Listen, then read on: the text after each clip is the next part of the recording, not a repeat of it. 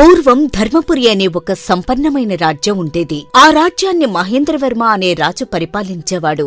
మహేంద్రవర్మ మంచి మనసున్న రాజు, ప్రజలను ప్రేమించేవాడు, దానగుణం కలవాడు. అయితే అతనికి ఒక పెద్ద బలహీనత ఉండేది. పొగడ్తలకు త్వరగా పొంగిపోతూ ఉండేవాడు. ఓ రోజు సభలో, మహామంత్రి, మన రాజ్యాభివృద్ధి ఎలా ఉంది? ప్రజలంతా సుఖంగా ఉన్నట్లేనా? వారికి ఎలాంటి లోటుపాట్లు లేకుండా చూడవలసిన బాధ్యత మనపై ఉంది. కాబట్టి ఏదైనా సమస్య ఉంటే వెంటనే మాకు విన్నవించండి. మహారాజా, మీ అద్భుతమైన పరిపాలన కింద ధర్మపురి ఒక స్వర్గధామంలా వెలిగిపోతోంది. మీ పాలనలో ప్రజలు ఎంతో సంతోషంగా ఉన్నారు. మీలాగా పరిపాలించే రాజు ఈ చుట్టుపక్కల రాజ్యాల్లో ఎవరూ లేరంటే నమ్మండి. చాలా సంతోషం మహామంత్రి. మీ సహాయ సహకారాలతోనే ఇదంతా సాధ్యమవుతుంది. ఇంకేమైనా ముఖ్య విషయాలున్నాయా? ప్రభువులకు నమస్కారం. మీ మహోన్నతమైన దానగుణం చాలా గొప్పది. నిన్న పండితులకు మీరిచ్చిన బహుమానాలు, వజ్రాలు, ముత్యాలు సాక్షాత్తు కుబేరుడే మిమ్మల్ని చూసి అసూయపడతాడేమో అనిపించింది ప్రభు. దానధర్మాలు చేయటం రాజధర్మం కదా మంత్రి. ఏ రాజ్యంలో లేని ఐశ్వర్యం మన రాజ్యంలో ఉంది. అందుకే దానాలు చేస్తున్నాం. మహారాజా, మీ మాట సత్యం. మీ దానగుణం గురించి ఎంత చెప్పినా తక్కువే అవుతుంది. చాలు చాలు ఆర్థిక మంత్రి. నా దానగుణాన్ని నువ్వు గుర్తించినందుకు ఇదిగో నీకు 1000 బంగారు కాసులు బహుమానంగా ఇస్తున్నాను. ధన్యవాదాలు ప్రభు. మీ దయకు దాసుణ్ణి. ఇదంతా చూస్తున్న మిగతా సభ్యులు గుసగుసలాడుతూ ఉంటారు. ఓ రోజు రాత్రి మహామంత్రి నివాసం వద్ద మహామంత్రి, సేనాపతి, ఆర్థిక మంత్రి, మరొక 2 ముఖ్య సభాసభ్యులు కలిసి ఇలా అనుకుంటూ ఉంటారు. చూశారా మిత్రులారా, ఈరోజు మన ఆర్థిక మంత్రి ఎంత లాభపడ్డారు? కేవలం 2 పొగడ్త మాటలకు 1000 కాసులు బహుమానంగా అందుకున్నారు. అది నిజమే మహామంత్రి. రాజుగారికి పొగడ్త అంటే ఎంత ఇష్టమో మరోసారి రుజువైంది. మన ఆర్థిక మంత్రి గారు చాలా తెలివిగా తన వంతు కానుక ముందే పుచ్చేసుకున్నారు. అది నా తెలివితేటలు సేనాపతి. ఆయన బలహీనతైన దానగుణాన్ని పొగిడాను. అందుకే నాకు దక్కిన బహుమానం అది. మరి మా సంగతేంటి? మేమంతా ఇలాగే ఉండిపోవాలా? అందుకే ఈ సమావేశం మిత్రులారా. మన రాజుగారి బలహీనత మనకు బాగా తెలుసు. మనం దీన్ని ఆసరాగా తీసుకుందాం. మనం ఒక నిర్ణీత ప్రణాళిక తయారు చేసుకుందాం. వంతుల వారీగా ప్రతిరోజూ ఒక్కొక్కరు మన రాజుగారిని అత్యద్భుతంగా పొగడాలి. ఎవరి వంతు వచ్చినప్పుడు వారు ఏ పొగడ్త చెప్పాలో కూడా ముందే నిర్ణయించుకుందాం. మంచిది మహామంత్రివర్య. మనమంతా ఇప్పుడు ఒక బృందంగా మారాం. ఇక నుండి రాజ్య సంపద మనందరి చేతుల్లోకి వస్తుంది. గుర్తుంచుకోండి, ఈ ప్రణాళిక రహస్యంగా ఉండాలి. ఏమాత్రం తేడా వచ్చినా మన ప్రాణాలకే ప్రమాదం. జాగ్రత్త. అలా అనుకున్న కొన్ని రోజుల తర్వాత రాజు సింహాసనంపై ఉండగా సభాసభ్యులు కూర్చునుంటారు. అప్పుడు సేనాపతి లేచి, మహారాజా, నిన్నటి సైనిక విన్యాసంలో మీ కత్తిసాము చూసి సాక్షాత్తు పరశురాముడే ఈర్ష్యపడతాడు. మీ కత్తి వేగం ముందు మెరుపు కూడా వెనకడుగు వేస్తుంది మహారాజా. ఇంతటి విద్యను నేను ఇంతవరకు చూడలేదు ప్రభు. నిజమా సేనాపతి? అంత గొప్పగా ఉందా నా పోరాట పటిమ? మీరు ప్రపంచంలోని అత్యంత గొప్ప వీరులు ప్రభు. మీ పరాక్రమానికి ప్రపంచానికి చక్రవర్తి కావలసిన వారు మీరు. ఎప్పుడో ఒకప్పుడు ఆ రోజు ఖచ్చితంగా వస్తుంది. అప్పుడు నేను చెప్పేది నిజమని నమ్ముతారు. సేనాపతి, నేను అంతటి పరాక్రమశాలినని నాకే ఇప్పటివరకు తెలియదు. నువ్వు నాలోని గొప్ప యోధుణ్ణి గుర్తించావు. నీ సూక్ష్మ దృష్టికి ఈ విలువైన కంఠహారాన్ని బహుమతిగా ఇస్తున్నాను అంటూ మెడలోని ఎంతో విలువైన వజ్రాల హారం తీసి సేనాధిపతికి బహుమతిగా ఇస్తాడు. అది తీసుకున్న సేనాధిపతి, జయము జయము మహారాజా. అలా ఒక్కొక్కరు ఒక్కో రోజు దగ్గరుండి బహుమతుల రూపంలో ధనంతో, ఆస్తులతో విపరీతంగా సంపన్నులవుతారు. వారిళ్లల్లో బంగారు, వెండి వస్తువులు పోగుపడతాయి. కాని దీనికి ప్రతిఫలంగా రాజ్య ఖజానా క్రమంగా ఖాళీ అవడం మొదలవుతుంది. మహారాజు పొగడ్తల్లో మునిగిపోవడం వల్ల రాజ్యపాలన, ప్రజల సమస్యలపై దృష్టి పెట్టడం పూర్తిగా తగ్గించేస్తాడు. రాజ్యంలో పన్నులు విపరీతంగా పెంచుతారు. ప్రజలు కష్టాల్లో పడతారు. వర్షాలు పడకపోయినా, పంటలు పండకపోయినా ప్రభుత్వం నుంచి సహాయం అందదు. సాధారణ ప్రజలు తినడానికి తిండి లేక, కట్టుకోవడానికి గుడ్డలేక తీవ్రమైన పేదరికంలోకి వెళ్ళిపోతారు. ఒకప్పుడు ధర్మపురిగా వెలిగిన ఆ రాజ్యం ఇప్పుడు కష్టాలపురిగా మారిపోయింది. ప్రజలు రాజును కలిసి తమ కష్టాలను చెప్పాలని ప్రయత్నించినా సభాసభ్యులు, మంత్రులు వాళ్లని రాజు దగ్గరికి చేరకుండా అడ్డుకునేవారు. అలా ఉండగా ఒకరోజు, దయచేసి మమ్మల్ని రాజుగారిని కలవనివ్వండి. కనీసం తినడానికి గింజలు కూడా లేవు. పంటలు పండక ఆకలితో అలమటిస్తున్నాం. పన్నులు కూడా కట్టలేకపోతున్నాం. రాజుగారికి మా కష్టం తెలియాలి ఆగండి, రాజభవనంలోకి ఎవరు రాకూడదు. రాజుగారు చాలా ముఖ్యమైన రాజకార్యాల్లో ఉన్నారు. రాజుగారి విలువైన సమయాన్ని వృధా చేయకూడదు. అప్పుడే అక్కడికి వచ్చిన సేనాధిపతి ప్రజలను చూసి ఇలా అంటాడు. చూడండి, రాజుగారు ప్రస్తుతం దేశ విదేశాల రాజులతో ముఖ్యమైన దౌత్య చర్చల్లో ఉన్నారు. మీ గోల ఆయనకు వినిపించకూడదు. భటులారా, వీరిని వెంటనే ఇక్కడి నుంచి పంపించేయండి.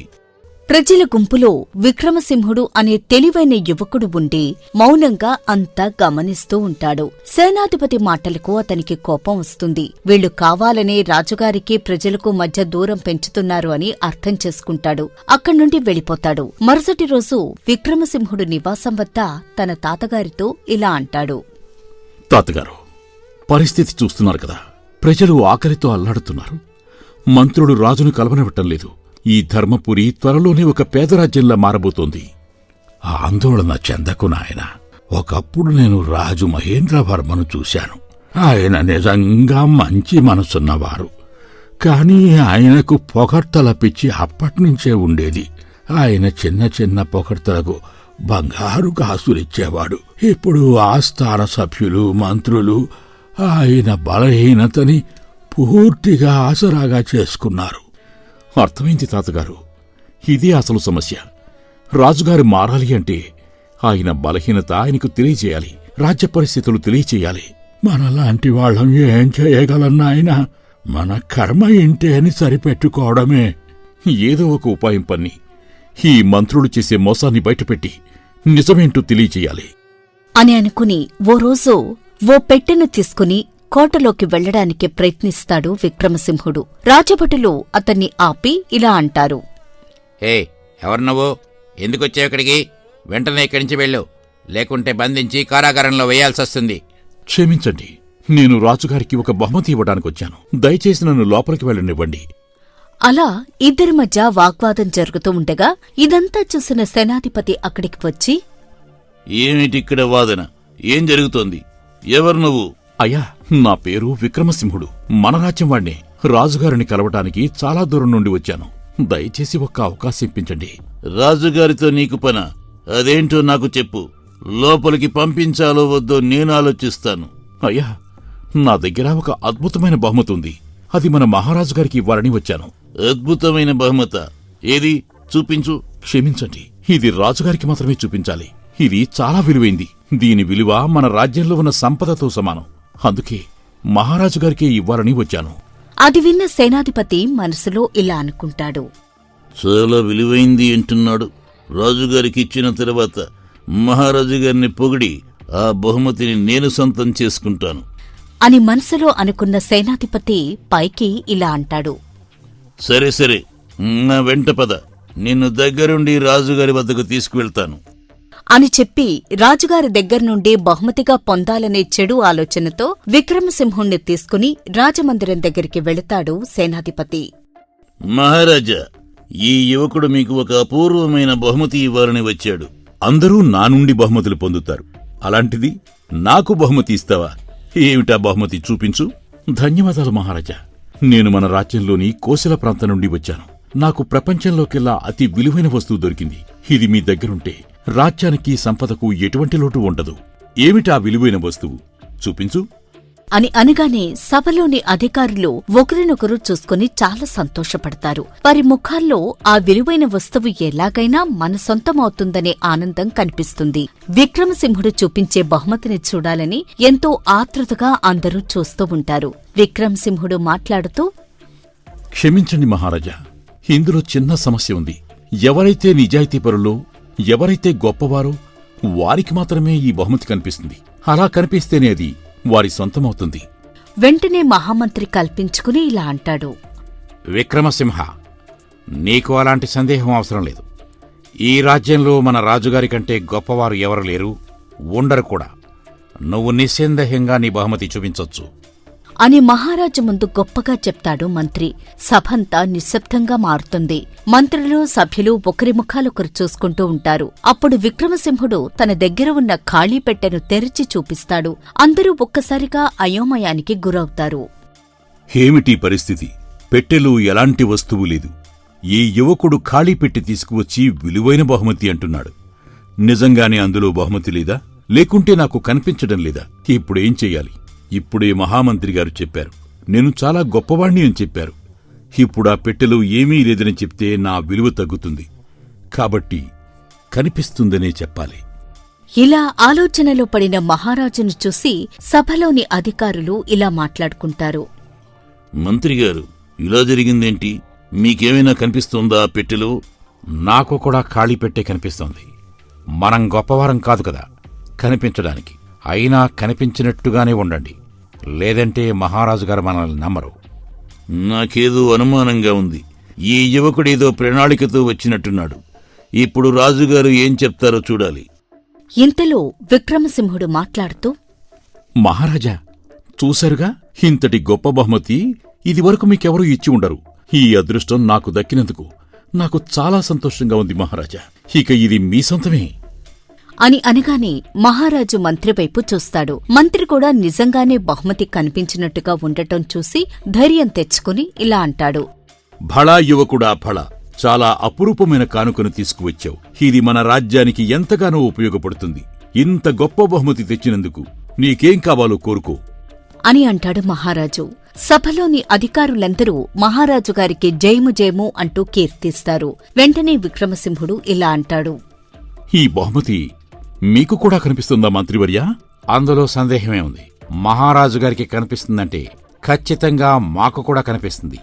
మహారాజు గారు చాలా గొప్పవారు కాబట్టి ఇంతటి విలువైన బహుమతి సొంతమైంది. క్షమించండి మహారాజా, మీకు నిజం చెప్పాలి. ఏమిటా నిజం? నిజానికి ఈ పెట్టెలో ఎలాంటి వస్తువు లేదు మహారాజా. పెట్టె ఖాళీగానే ఉంది. అయితే మమ్మల్ని నవ్వులు పాలు చేయడానికి ఇదంతా చేసావా? ఎంతటి ధైర్యం నీకు? ఎవరక్కడ? వెంటనే ఈ మోసగాడిని బంధించండి. ఒక్క నిమిషం మహారాజా, ఇలా చేయటానికి పెద్ద కారణమే ఉంది. అది తెలియచేయటానికి ఈ నాటకం ఆడవలసి వచ్చింది. ఒక్క అవకాశం నాకివ్వండి, అంతా వివరిస్తాను. నువ్వు చెప్పే కారణం సరైంది కాకుంటే నీకు జీవితకాలం కారాగారం విధిస్తాను. గుర్తుపెట్టుకో. చూశారా మహారాజా, లేని వస్తువు ఎలా కనిపించింది? మీరు చెప్పిందానికి ఈ సభలో అధికారులు కూడా మీకు నిజమేంటో చెప్పకుండా మిమ్మల్ని ఎలా నమ్మబలుకుతున్నారు చూశారా? మీ సలహాదారులు నిజాన్ని కప్పిపుచ్చి మిమ్మల్ని మోసం చేస్తున్నారు. ఇలానే తమ రాజ్యంలో ప్రజలు కరువొచ్చి ఆకలితో అలమటిస్తున్నారు. ఇవన్నీ తమ దృష్టికి రానివ్వకుండా మిమ్మల్ని అతిగా పొగుడుతూ మీ ధనాన్ని బహుమతుల రూపంలో దొంగిలిస్తున్నారు మహారాజా. ఇప్పటికైనా తమరు రాజ్యంలోని ప్రజల కష్టాలు తెలుసుకుని ఆదుకుంటారని కోరుకుంటున్నాను మహారాజా. ప్రభూ, ఈ యువకుడు మిమ్మల్ని తప్పుదారి పట్టిస్తున్నాడు. అతను చెప్పేదంతా అబద్ధం. సేనాపతి, ఆపు నీ మాయమాటలు. దుర్మార్గులారా, నా అమాయకత్వాన్ని బలహీనతను ఆసరాగా తీసుకుని రాజ్యాన్ని దోచుకుంటున్నారన్నమాట. నన్ను గుడ్డివాణ్ణి చేసి నా రాజ్యాన్ని భ్రష్టు పట్టించారు మీరు. మమ్మల్ని క్షమించండి ప్రభు. బుద్ధిగడ్డి తిని ఇలా చేశాం. క్షమాపణకు తావులేదు. ఈ రోజు నా కళ్ళు తెరుచుకున్నాయి. నా ప్రజల ఆకలి, కష్టం ఈ సభలోని మీ దురాశకు సాక్ష్యం. మిమ్మల్నందర్నీ తక్షణమే మీ పదవుల నుండి తొలగిస్తున్నాను. మీరు పొందిన ధనం, ఆస్తులు, భూమి పట్టాలు అన్నీ ఖజానాకు తిరిగి చెల్లించాలి. ప్రతి పైసా తిరిగి ఖజానాలో జమ కావాలి. మహారాజా, దయ చూపించండి. ఇక దయ ఉండదు. మీరంతా వెంటనే రాజభటులకు లొంగిపోవాలి. విక్రమసింహ, నీ ధైర్యం, నిజాయితీ, తెలివి నన్ను ముగ్ధుణ్ణి చేశాయి. నిజాన్ని నాకు చూపించావు. ఈ రోజు నుండి నిన్ను నా ముఖ్య సలహాదారుడిగా నియమిస్తున్నాను. ధన్యవాదాలు ప్రభు. మీ ఆజ్ఞ మేరకు నా శక్తివంచన లేకుండా రాజ్యసేవ చేస్తాను. వెంటనే మొదలుపెట్టు. మొదటిగా పెంచిన పనులన్నీ రద్దు చేయండి. ఆకలితో ఉన్న పేదల కోసం నిత్యాన్నదాన సత్రాలు ఏర్పాటు చేద్దాం. నిరాశ్రయులకు పాత రాజధనంతో కొత్త ఇళ్లు కట్టిద్దాం అంటూ మహారాజు తక్షణమే చేయవలసిన పనులు మొదలుపెట్టి ధర్మపురి మళ్లీ తన పూర్వ వైభవాన్ని సంతరించుకునేలా తన పరిపాలన కొనసాగిస్తాడు.